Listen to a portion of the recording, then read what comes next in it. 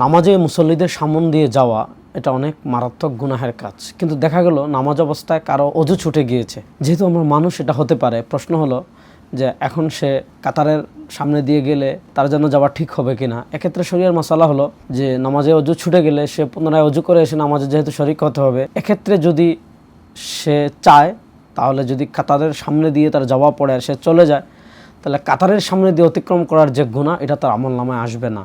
তবে হ্যাঁ, শরিয়া এটাও বলেছে, ফতোয়ার কিতাবাদিতে এই কথাও আসছে, বিশেষ করে ফতোয়া তারখানিয়া সহ অনেক কিতাবেই আসছে, যে সে যদি এমন জায়গায় থাকে যে যেখান থেকে বের হতে হলে অনেক মুসল্লির সামন দিয়ে তাকে গিয়ে বের হতে হবে, বা অনেক মুসল্লির নামাজে বিঘ্নতা ঘটানোর কারণ হতে পারে, এক্ষেত্রে সে যদি যায়, গেলে তো গুনাহ হবে না। কিন্তু সে যদি মনে করে যে সে বসে থাকবে, বসে থাকার পর চুপচাপ সে কী করবে, মানে ইমাম সালাম ফিরানোর পর বের হয়ে একাকী নামাজ পড়বে, এই অপশনই রেখেছে।